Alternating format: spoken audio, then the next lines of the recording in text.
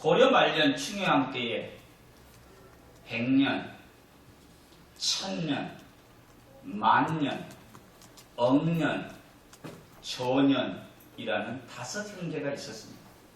지어낸 말이 아닙니다. 넷째와 5째인 억년과 조년이 어느 날 함께 한강가 길을 가다가 금덩어리를 줍게 됩니다. 죽고 나니까는 어려운 형편에 얼마나 큰 힘이 되고 도움이 되겠어요. 너무 기뻤어요. 그래서 이 2 형제는 금덩어리를 하나씩 나눠 갖고 배를 타고 한강 나릅니다. 지금의 행주산성 밑에 거기를 이제 건너가는데 갑자기 막내 동생인 조년이 금덩어리를 물에 던져버려요. 그러자 형이 보고 깜짝 놀라서 야 그걸 왜 버리니? 그러자 동생이 말합니다. 형, 금덩어리를 줍는 순간 기쁨은 잠시고 내 마음이 편하지 않았습니다. 계속 금덩어리를 갖고 있는데 형이랑 같이 않았으면 내가 다 가질 수 있었는데 그러면서 자기 마음속에 여러 가지 생각들이 겹쳐하길래 금덩어리 때문에 더 귀한 형제간의 마음에 금이 가겠구나. 그래서 제가 던져버렸습니다. 아멘 한 분은 그렇게 우애 있게 살고요. 째려보고 있는 분은 지금 죽으러 갈라 그럴 거예요. 그러자 형이 말하기를 얘야 나도 그랬다. 그러면서 형이 던져버립니다. 그래서 그것을 투금탄이라 금을 던져버린 이오리라 이런 뜻이에요.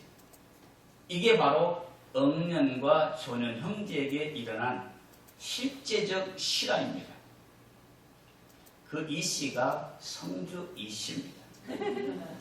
웃는 분은 왜 웃는지 알 거예요.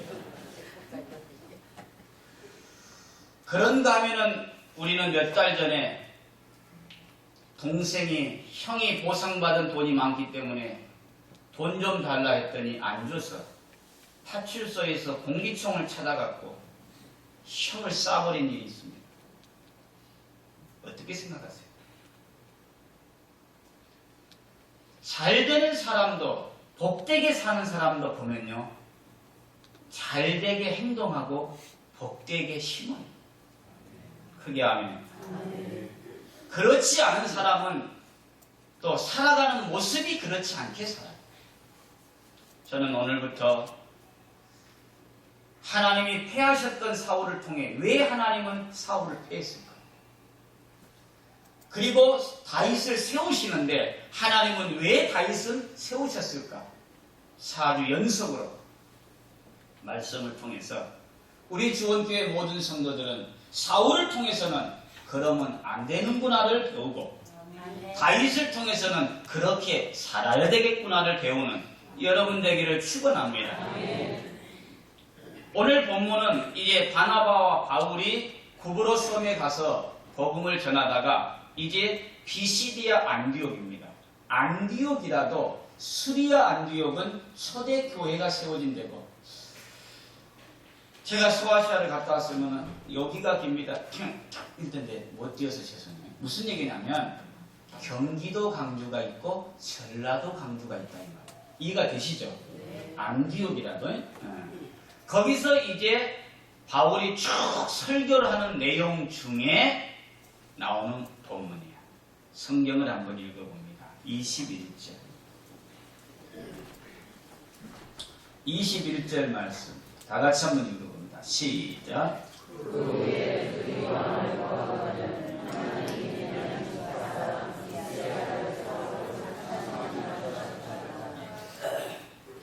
저는 이 말씀을 읽다가 가장 와닿는 게 뭐냐?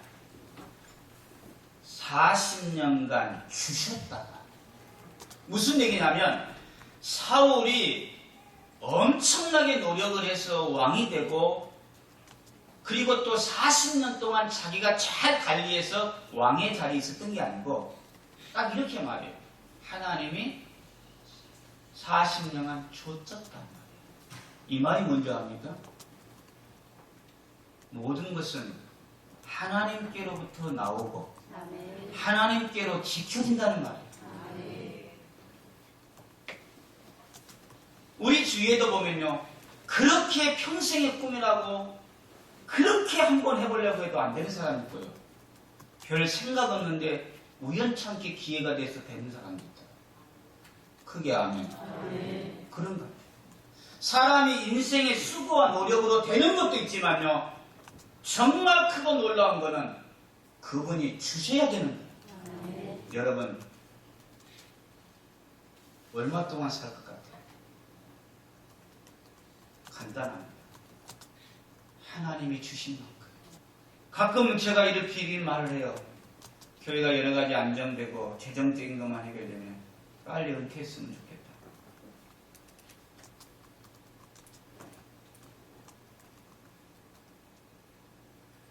왜? 그러나 한편은 뭡니까? 그건 내 생각이에요. 제가 얼마 전에 예를 들었습니다. 부천 중동에 가면 혜림교회라고 굉장히 큽니다. 그분도 개척한 분이에요. 굉장히 뜨거웠어요.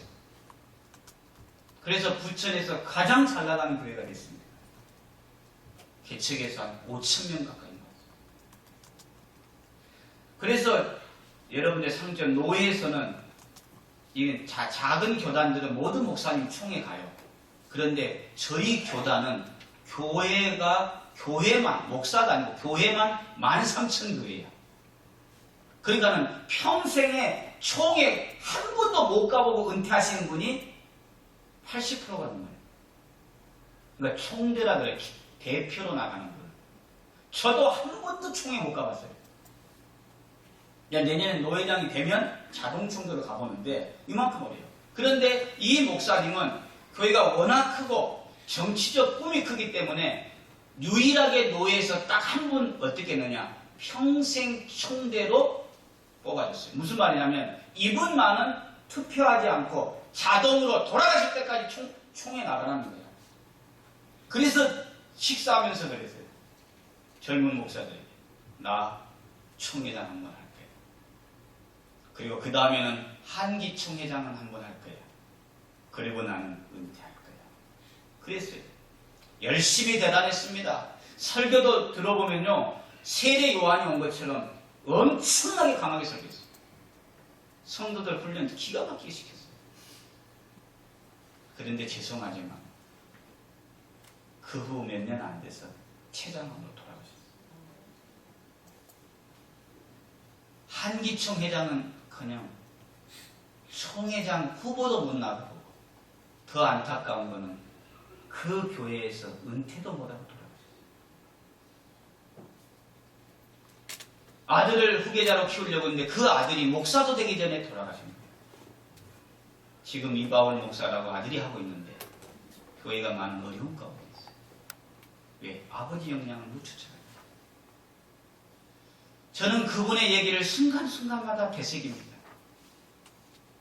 내가 아무리 언제까지 주원교회를 목회하고 내가 내 은퇴 후에는 어떻게 살아가고 이거는 내 계획일 뿐이지, 그것은 하나님이 주셔야만이 할 수 있는 것이지 내가 준비만으로 되는 것은 아니다. 오늘 성경은 우리에게 말합니다. 하나님께서 사울에게 40년간 주셨다가, 무슨 말이냐면 그 고난이 사울에게 있었던 것이 아니고 하나님 손에 있었다는 거예요. 여러분의 건강은 어떠합니까? 여러분의 물질은 어떠합니까? 우리의 모든 것은 그분의 손에 달려 있습니다. 그래서 우리는 오늘 또 하나님의 은혜를 구하고 하나님 앞에 겸손하게 살아야 되고 하나님의 말씀을 따라 살아가는 이유가 바로 거기이기 때문에 그래요. 사람 심은 대로 다 거두는 건 아니에요. 출발했다고 다 도착하는 건 아니에요. 계획했다고 다 이루어지는 것이 아니에요. 내 손이 수고한 대로 먹을 수 있는 은혜도 하나님이 허락하셔야만이 될 수 있다는 겁니다. 그렇다면 어떻게 살아야 될까요? 다시 부탁합니다. 사람들에게는 서로 차려주세요. 나중에 임종 때에 제가 예배드리고 가니까 목사님 죄송해요. 그때 내가 조금 잘해드릴걸요. 그때 얘기하지 말고 지금 하기를 바라요. 마찬가지. 가족끼리도 마찬가지. 더 나아가 우리는 하나님 앞에 서야 됩니다. 하나님이 오늘 여러분들 인생이 마지막이라고 하나님이 오늘까지만 허락하셨다면 누구도 거역하지 못하고 가야 되는 게 우리 인생이에요. 하나님 앞에 이렇게 말합니다. 아무것도 가져올 수 없는데 왜 그렇게 욕심부렸던 거? 그때 후회하지 마세요.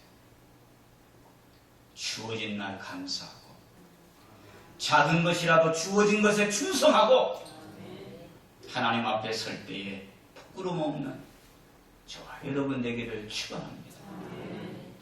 꼭 기억할 게 있습니다. 우리 인생은 그분의 손에 있다. 두 번째, 그래서 이제 어떻게 됐느냐? 22절입니다. 4주간 설교할 제목 22절.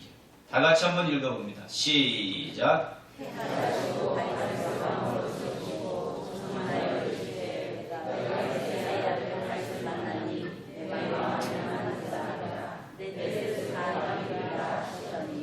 이런 뜻이에요. 하나님이 주셨다가 야, 니는 안 되겠다. 하나님 패하시고라는 말은 뭐냐면 다 때가 돼서 그만두고 그 뜻이 아닙니다. 하나님이 도중에 거두었다는 말이에요. 뺏었다는 말이야. 그러면 왜 하나님께서는 사울을 패하셨냐는 거예요. 사울의 생애를 통해서 몇 가지를 좀 보려고 그래요. 왜 하나님께서는 이스라엘을 사울에게 줬다가 다시 거두어 가셨습니까? 첫째, 사울의 생애를 보면 따라합시다. 변명은 해도 회개는 하지 않았다. 이거 중요합니다. 사무엘상 13장에 보면 블레셋과 마주하고 있을 때에 다급해진 거예요. 그러자 사람들은 굴러 숨고 막 산으로 도망가고, 다시 말하면 백성들이 이제 흩어진다 이 말이에요. 그러지 선지자는 정한 때에 오지 않지. 다급해지니까는 자신이 해서는 안 되는 번제를 사울이 드려버려요. 그리고 사무엘 선지자가 도착했어요. 그래서 사무엘 선지자가 책망합니다. 무슨 말이냐면 이거는 왕이 해서는 안 되는 일을 했습니다. 그러면 사울이 이렇게 해야 되죠. 선지자님 죄송합니다. 제가 믿음이 없었습니다. 요래야 많은데 읽어드릴게요. 뭐라고 말합니다. 사울이 이르되 백성은 내게서 흩어지고.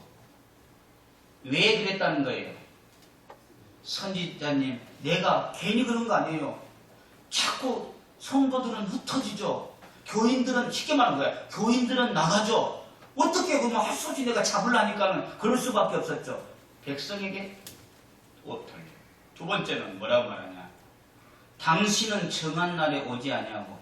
선지자님이 정한 때에 바로 왔으면 내가 했겠어요? 늦게 오니까 내가 그냥 했죠.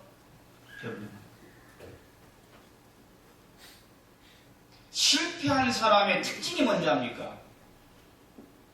자기 잘못을 인정하지 않고 변명해요. 변명하는 사람은 후회는 해도 회개는 하지 않아요. 그렇다면 후회와 회개의 차이점이 뭔지 아세요? 후회하는 사람은 같은 잘못을 계속 반복하고요. 회개하는 사람은 거기서 돌아서는 거예요. 돌아서기를 축원합니다. 변명은 아무런 의미가 없어요. 회개는 하나님의 은혜를 가져오지만은 변명은 하나님의 징계를 가져와요. 그래서 12절에 뭐라고 말하냐? 이어서 블레셋 사람들이 치러 길갈로 내려오겠거늘 내가 여호와께 은혜를 간구하지 못하였다 하고 부득이하여 번제를 드렸나이다. 뭐하여? 그래요. 여러분 어떠합니까? 말씀대로 살라 그러면요, 예, 목사님 기도해 주세요. 어쨌든가 제가 말씀대로 순종할게요. 할렐루야. 하나님 앞에 은혜를 달라고, 힘을 달라고, 믿음을 달라고 구해야 돼요. 근데 뭐냐면 목사님 내 형편 돼보세요. 다 사정이 있어서 그래요. 그래서 뭐라고 말하냐, 사울이 부득이해서 그랬지 믿음이 없어 그런 게 아니라는 거예요. 그때에 하나님께서 사무엘을 통해 이렇게 말합니다. 여러분 듣기, 사무엘이 사울에게 이르되 왕이 망령되이 행하였도다. 어떻게 행하였도다? 아, 듣고 보니까는 사울아 그럴 수 있겠다, 야 이해가 된다. 하나님 그렇게 말하잖아요. 너는 망령되이 행했구나. 너의 나라가 길지 못할 것이다. 하나님 거두어가. 성도 여러분, 사람이 살다 보면 목사도 연약해서 넘어질 수 있어요. 성경 보세요. 유다는 욕심에 눈이 멎어서 예수님을 팔아먹었어요. 베드로는 어땠어요? 더했어요. 저주까지 하며 나는 예수를 모른다고 부인했어요. 그런데 유다는 그 직분을 타인이 취했고 거꾸로 달려 죽었고 피밭이라 했다. 베드로는 물고기나 잡으러 가자고 갈릴리 갔지만 주님이 그를 다시 회복시키시고 내 양을 먹이라고 했어요. 차이점이 뭐냐? 유다는 후회는 해도 회개는 하지 않았다. 이 자리에 있는 저와 여러분, 행위 온전한 자가 누가 있겠습니까? 오늘도 하나님 앞에 엎드려 기도하고 눈물 뿌려 기도해도 일어서면 다시 죄를 질 수밖에 없는 연약한 인생입니다. 그러나 기억할 것은 하나님 앞에는 변명하는 자.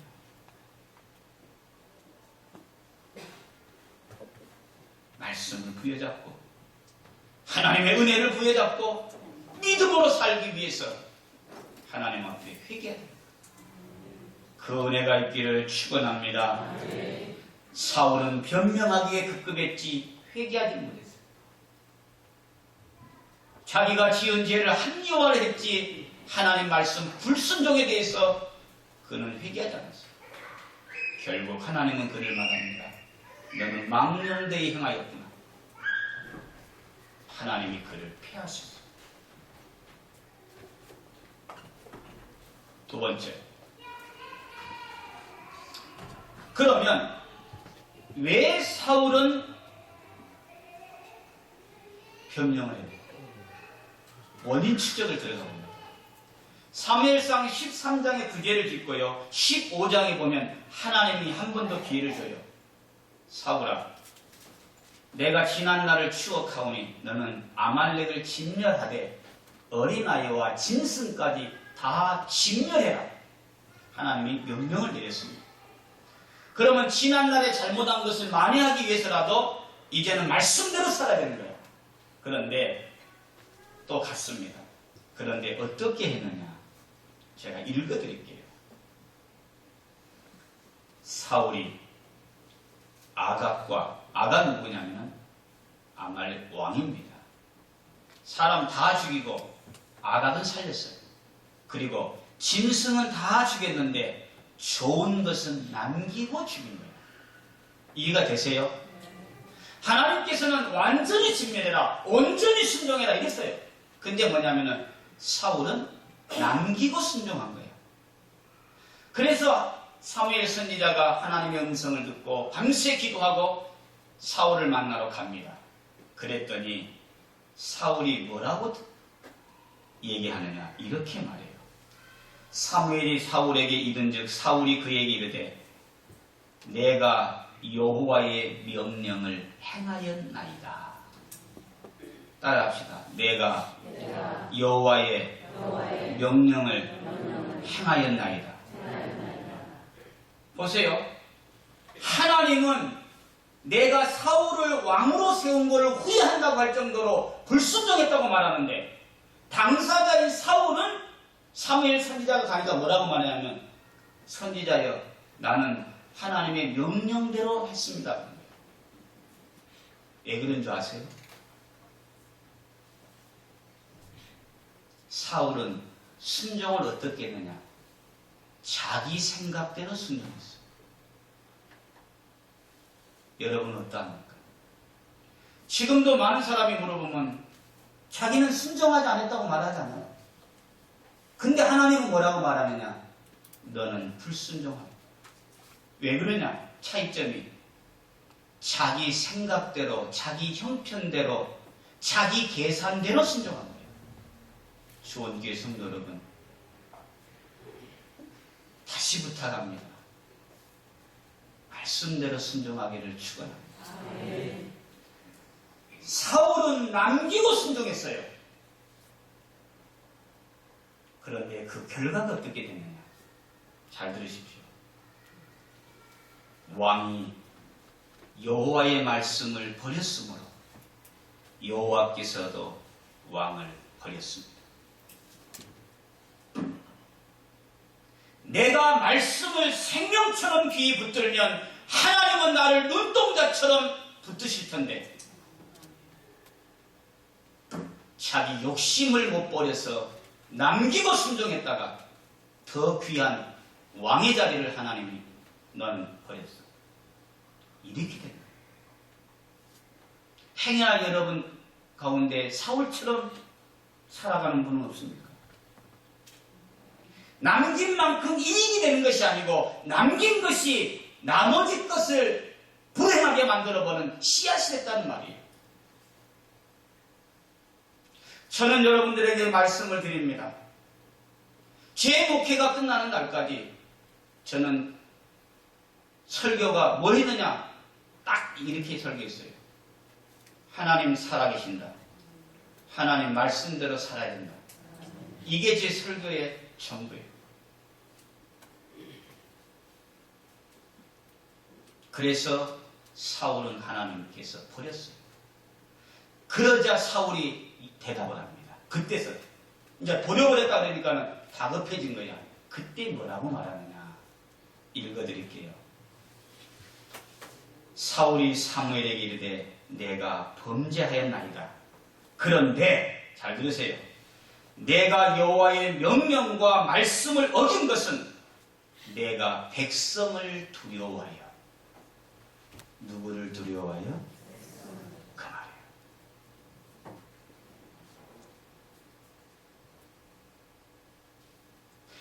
하나님을 두려워해야 되는데 백성을 두려워합니다. 그게 무슨 얘기냐면은 아말렉을 진멸하러 갔습니다. 잘 들으세요.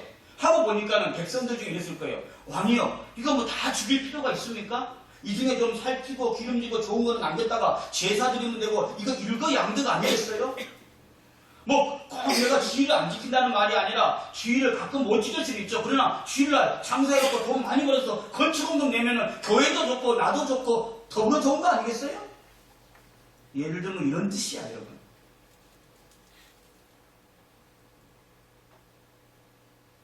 왜? 하나님보다 사람을 두려워. 그래서 잠언 29장 25절 이렇게 말합니다. 사람을 두려워하면 올무에 걸리게 되거니와 여호와를 의지하는 자는 안전하리라. 크게 아멘. 그래서 교회 안에서 마찬가지입니다.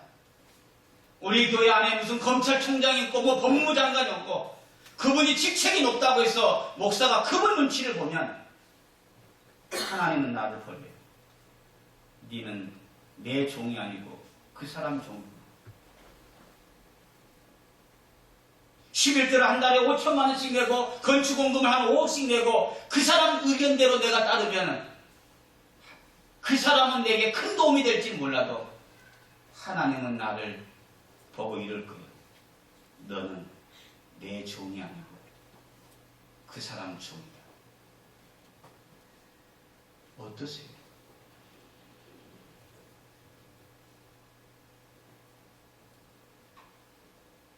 바라기는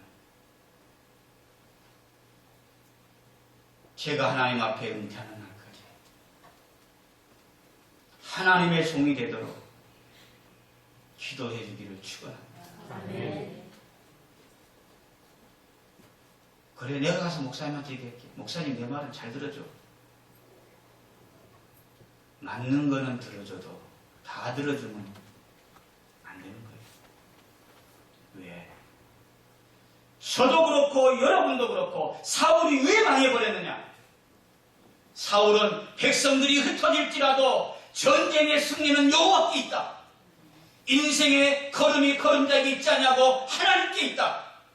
하나님을 의지했으면 백성이 다 흩어졌어도 하나님께서 사울을 지키셨을 텐데 사울은 하나님을 잊어버리고 사람을 붙들려다가 결국 하나님께 버림을 당했다.